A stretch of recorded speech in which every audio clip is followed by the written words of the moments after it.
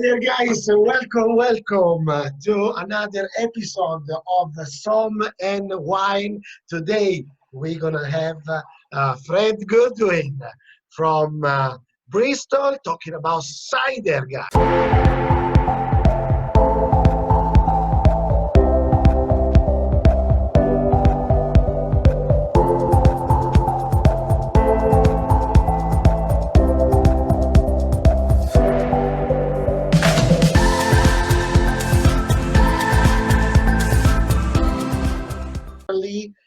He got specialized in cider. It's a fantastic sommelier cider. He was so excited during our time which we have been spending working together. He was always so passionate about this drink. There's a lot more, but Fred, before starting, would you like to introduce yourself? Because I'm sure I didn't do it perfectly. I mean, you can say something extra on what I said, definitely. While I'm sourcing, I'm drinking some cider. oh man, ching ching. So, yeah, I'm here based in Bristol. I still love wine, and I'm here today. I'm not going to be able to cover everything about cider. I'm just sharing all of my amazing thoughts and my journey of discovering cider as well. It's such an overlooked element of wine. It's actually something that has just been battling. I say battling with wine, but they've been both side by side. A big part of not just the UK, the world as we know it, as something to drink, but exactly, because the cider have as long history as the wine. Basically, Romans used to drink wine, but used to drink also cider, which at the time wasn't sparkling, but was fermented apple juice. yeah. So I've got long history. They were the ones who actually brought over some of the technology that sped up some of the process as well. Mm-hmm. So here in England, there was some cider making, but everyone was using this kind of mortar and pestle kind of method in a hollowed out tree. But it was the Romans who used this method. It's kind of an ingenitio method. So where you'd actually use it's kind of a drill press, and this would save you from actually, the manual method of beating the apple down. They also, of course, made a lot of hard job. I mean, to press the apple, it's not as easy as the grapes that you can squeeze it. The apple, actually, you need a massive force.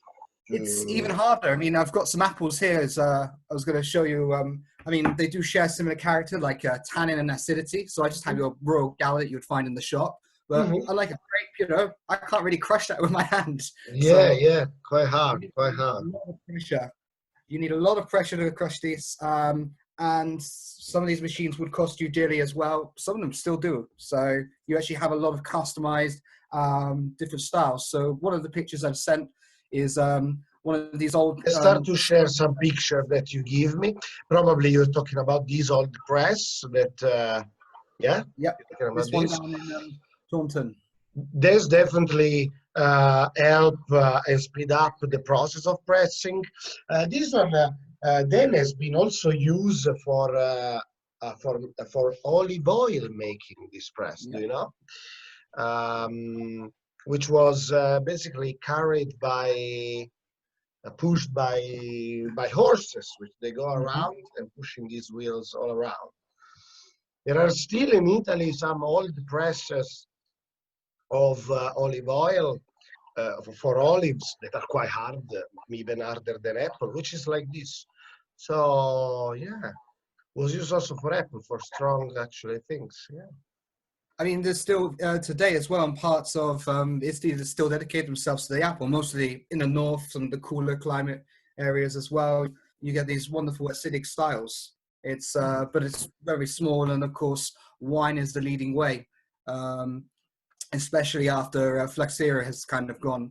I mean, that was the time where, if we go back in history, looking after the Romans, looking after the battles of the Middle Ages, where during the Middle Ages you had this contest between whether the Brits favoured ale or cider most. So even wine was a bit quiet in the UK, but it was favoured in France. and then the trade agreements, of course, starting between the UK and France, importing, exporting, and then shipping all across the world. So then there was the battle of wine and cider. So cider was actually one of the biggest competitors to wine in the world as well. Mhm. Um, And then basically settle in cool climate where probably the most acidic apple grows. Am I correct? Um, yes, I mean, even if you were to break down England as well on this map, there's a bit. This is one of the more, they say, more prestige areas. Some of the more well known. You do get what is known as, when cool climate, you have eating apples, and then you have cider making. So this eating apple, for example, has Mhm. a bit of tannin and higher acidity. And you would use these apples to make your sweeter and your sparkling method style ciders, most likely. You'd blend them as well, so you can have a different variety of blends as well. So you'd find this. This is just some of your like main old regions. Of course, the world of cider has expanded. You've got some fantastic orchards up in Estonia and in Mm. Sweden, Normandy. This is just parts of Europe as well. Moved up also. Is the global warming actually is the reason why they moved up, or probably already since ages they are doing it? They've been doing it for quite a while, actually. To be honest, it's just about what you use for those apples, and also about, again, how cider, the perception of cider. I mean, if you look back at several translations of what cider is, I mean, you still to this day come across as cider spelt with a Y rather than an I, but the modern spelling is an I. And then if you date back, cider would actually come across in the Arabic tongue as a strong Really? drink. So it was quite a vague blur of what the concept of what cider actually is. So, I mean, I'd say we're almost at a point nationally where we're kind of starting to recognize apple is simply put fermented apple juice. But one of the biggest and most important points as well, everyone's thinking, and to quote the ciderologist Gabe Cook, someone I've been studying, um, this is, and some people might be listening who might see this video will relate. There are there are three main points of cider that's a big Mhm. issue. One of them is their opinion of cider. I drank 6 pints of super mega blend when I was 14 and had the worst hangover in the history of the universe. It's honest. Number two, it's the park bench orator. So, the kid who sits at the park and just drinks, that you see when you walk back home. So the dark vision. And then number three is your dad drunk it, and as a kid, when you were a kid on a holiday and fell off in a ditch and got drunk. So it's not got, maybe in this modern age, most elegant associations. So when everyone's asking, is it having trouble in restaurants? Definitely not. But yeah, but probably, yeah. What about, yeah, the reputation is not that great of cider. And a big So part of much. that is because in the companies like Bulmers, I'll show you. If you got a picture of what Bulmers used to be like, haven't you as well? Yes, let me go back with that. I This show you. this was sold for about 12 quid at an auction about 5 years ago, I think. I saw in the end. So this is where I got this from. But Just give me a basically, second. yep, This one. that's the one. So, just a quick touch on who Bulmers are as well. Started by by Percy, and then with the help of his brother Fred, they went on to make this sparkling style of cider, and they were Mhm. actually trained in champagne. So they were making these and they used to actually call it the champagne Pomagne. cider. And Pomagne. yeah, Pomme in French means apple. Pomagne, what is a blend between pomme and champagne? Pomagne. but they actually used the same method as champagne, and you get these kind of, I'll go into styles as well. What kind of ciders, Wow. fine ciders you expect to find? Sorry, my ignorance. This one comes from England, right? Yeah, Bulmers. originally from Hertfordshire as well, which is just to the north of where I'm from Hmm. as well. On the Which is one between of the best area of cider, right? Herefordshire is described as like the Bordeaux Oh, of cider of because of cider. the variety, history, origin, and the um, different kind of companies you have out there. But saying that, there's one of the big champions out there is Tom Oliver. Oliver's cider and Mhm. Perry maker. He's like the godfather of the new age of cider. Yeah, originally they were making top ciders initially. But what happened was in the 1960s and 70s, the UK government, I tell you, the government, they've done some crazy things this year, recently. Yeah. This is one of the crazy things and horrible things they did in cider. Instead of, they put in, they made laws, basically. Yeah. Sometimes good, sometimes bad. But what they said was to be called cider, and this is a law that still stands as well. You have to have a cider of your cider has to be 35% apple concentrate Really? By law? by law. So your Magnus, the Bulmers you get in the by tap by pint, you're going to have up to 4 Mhm. tablespoons of sugar in water. Uh, You can label that's that. why they have bad reputation. So it's 48% must be from a concentrate. 35. 35. 35 The minimum. rest could be watered down backlash or you.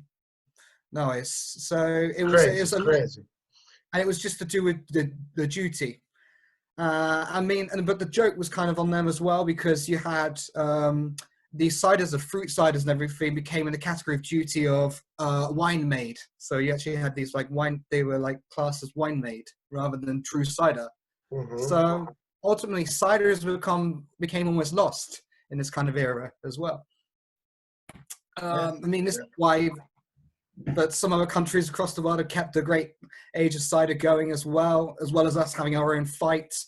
So you have in Normandy, in France as well, relating back to the map, you still had, um, This one, what is China? Mongolia. oh, this is where, essentially it all came from right at the beginning, in terms of apple varieties. Mhm. Um, but if you were to skip right back to the beginning of how apples came to be, this is the Tian Shan mountain range. So this image here. So Where are between we?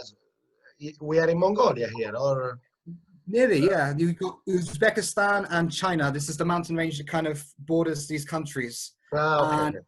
this is where the first cider apples, true apples, came to be as well. And it was travelers who came and they would supposedly pick up the apples and they'd gradually replant.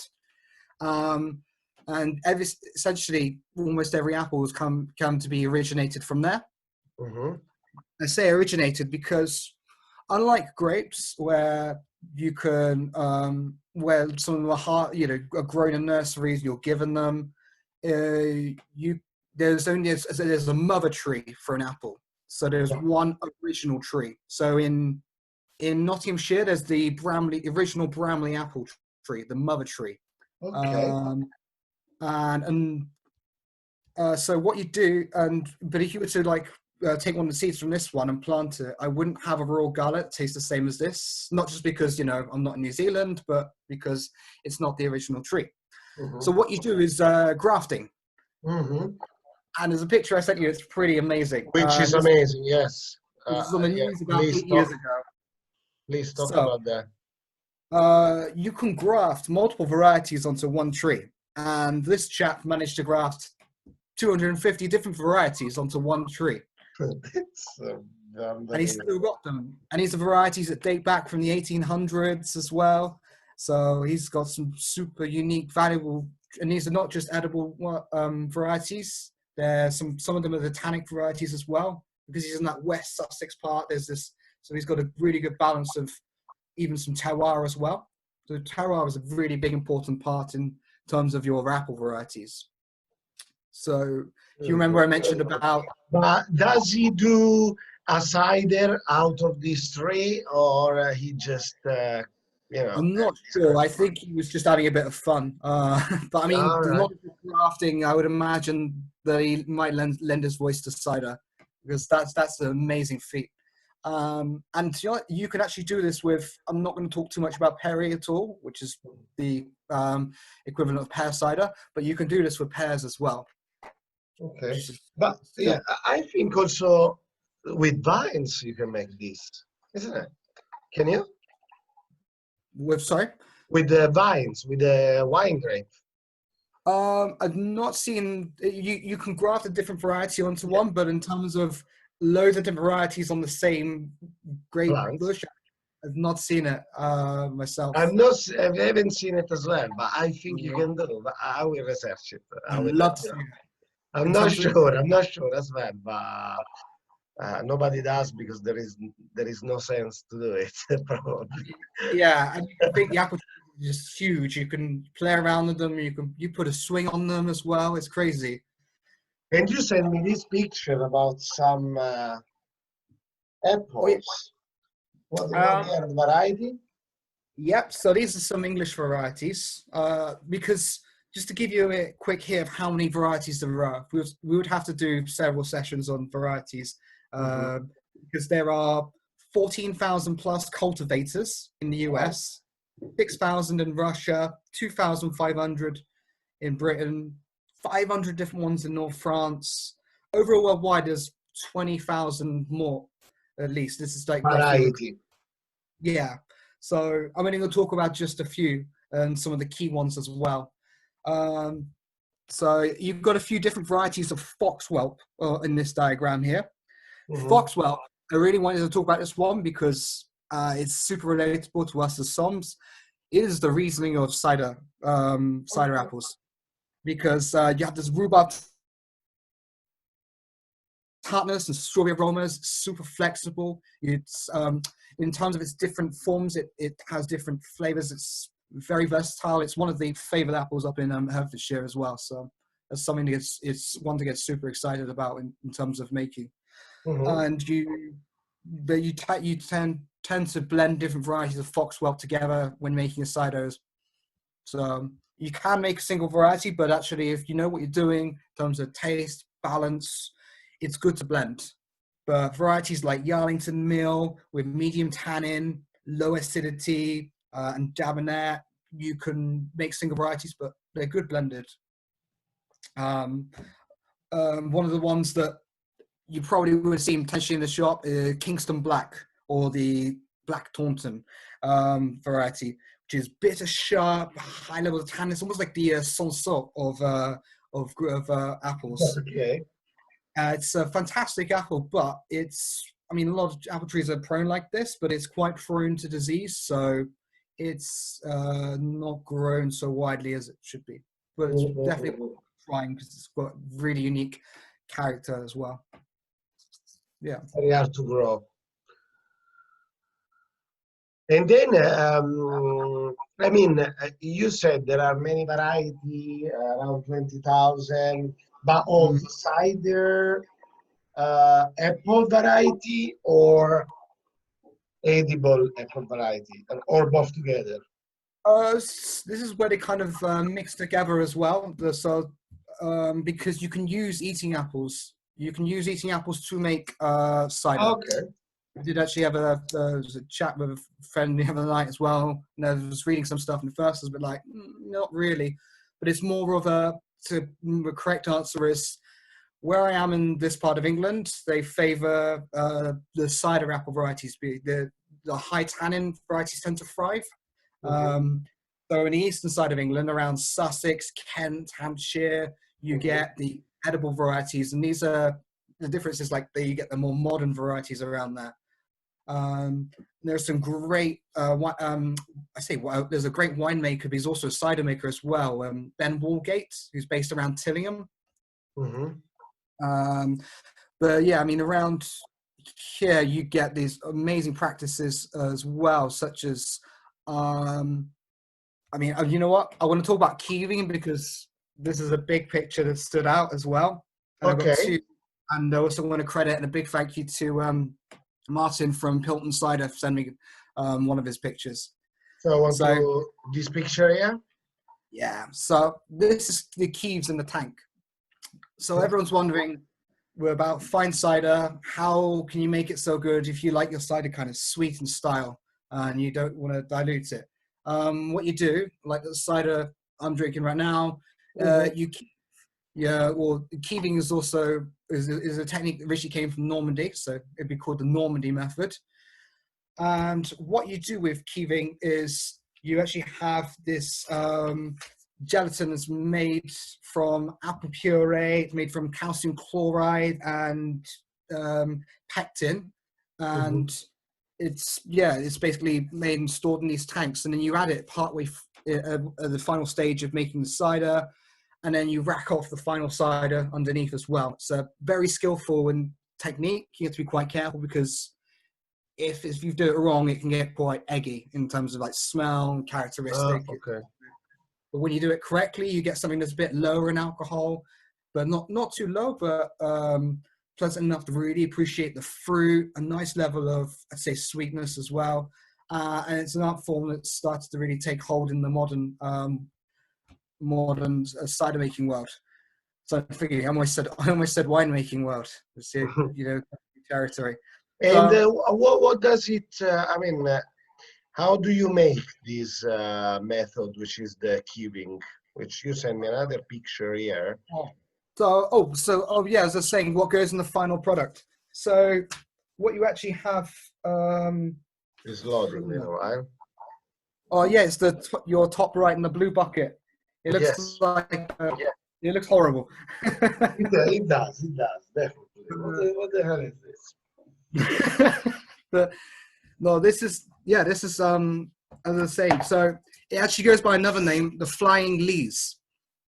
Okay.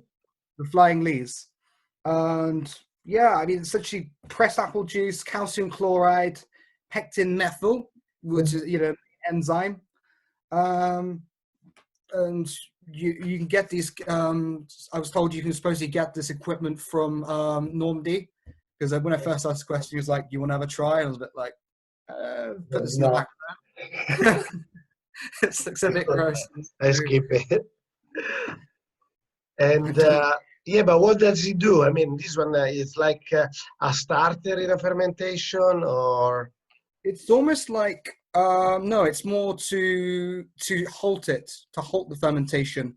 So this cider I've got, for example, was actually at 5.4%, which could be considered fairly low. So cider is normally not as high in alcohol as a wine, but it's not far off some.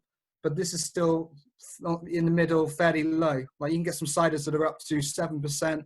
So what it does is it slows down the fermentation, but it sweetens it naturally and you can also allows you to say, I've got enough of that apples in there. And that's it. I haven't put, referring back to how Bulmers changed their ways. It wasn't just Bulmers though, not to, be too much blame on them, but Magners and all these other companies that use sugar and, you just even use other juices. To say sweeten, it's not sugary sweet like our next picture of ice cider. So in this picture here we have I used to love the ice cider. Oh, you have to talk to me about it. Time is running low, but you can go quick about ice cider. So there's two types, because everyone knows a lot about ice cider. You have cryo extraction and cryo concentration. So cryo extraction is the one we've been spoiled with. It's the one where the apples are frozen on the vine and then they are pressed, and you remove just the nectar of the liquid, sugar. And with cryo concentration, you actually freeze the whole liquid and you collect the must, or it's done in another two ways. You either freeze the whole liquid and collect the must afterwards, or you wait for it to fall. But I've tried one of these ciders before. It doesn't compare to cryo extraction, which is oh man, you've got to say this is one of the ciders that has really stepped its way into the fine dining world and has made big strides. And there's a lot more of these ciders out there as well that do deserve their place in the restaurants. I mean, the only problem is they are super accessible in terms of price. That they a lot more people would be like myself and reach for the cider, especially one as fine as what I'm drinking.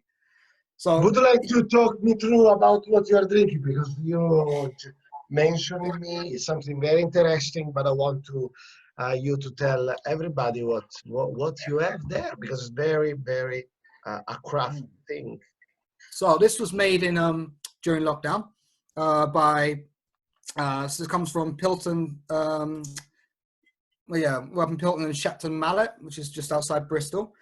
And it's a blend of 2018, 2019 vintages. The credit of my brother-in-law, who got me into the cider, all from before I moved to London and right now as well.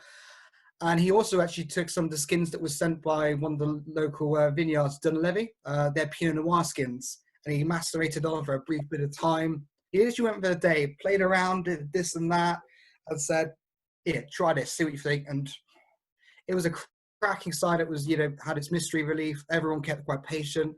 Originally, it was just called Very Tasty Cider, but it's in short.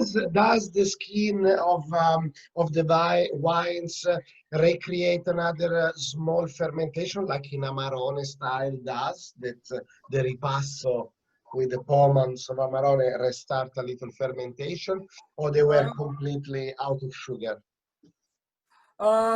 I didn't notice anything, but there wasn't an in-bottle fermentation or anything. Okay, just the coloring then, yeah. And the extraction of flavor. They more provided a bit more flavor, if I'm honest, a bit more juice, a bit more texture. There was already a bit of, of course, tannin present, as I said about, to expect from West Country style ciders. But you get a lot more of these, hybrid style ciders as well. So in terms, classic, like similar to still ciders, you do get, I would call it traditional method, but some cider makers sneakily still call it, and for clarification, champagne method, sparkling ciders that can go as high as £30 and just top with a bit of oysters, a bit of shellfish, mussels. How many percentage are made in Champenoise method nowadays, do you think? I'd say not to. It's more about the smaller producers, because just like in you think around 3% of all production, probably. I'd say even smaller than that, because it takes time as well. So when you think of some of the mass market ciders, they take a month to make. They take about a month to make and release, and it's because of time and convenience. So, it's good business to get something out all year round and quick. So something made in the traditional method take, it depends how they want to do it, but you could take 3-5 years. And also, depending where you come from, there's a really good sparkling method cider from Hani Hanso near outside of Tallinn in Estonia. And it costs like 30. I want to get a bottle here, but it's the same cost as the bottle to ship it. So it's also about cost as well. Yeah. And when you're a bit like, should I buy champagne or should I buy, champagne style cider? So probably you choose champagne at that point. Okay. The time is basically run out, unless you don't want to say the last few words about cider, or I don't know. If you are okay, I think you covered actually everything from the beginning, from the process, from the styles, from the variety of the apples, from the method of production, the history. You covered actually everything. And I have to really thank you, Fred, for your half an hour masterclass about cider. I hope who watched this video, and which I thank you, that you liked it. Fred, speak soon. Definitely, we're gonna have some other chat through Zoom, perhaps also with Florian, talking about sake. Now he's into sake. So we're gonna talk about sake, but this is gonna be privately. Probably we're gonna do some sake, Somm and wine edition. I take the opportunity to say to visit my website. That the Wine Doctor School is ready, so you can enroll. The French class is ready to go. So guys, thank you very much for watching, and cheers, Fred. Sure, buddy. Cheers, buddy. Bye bye. Ciao. Take care.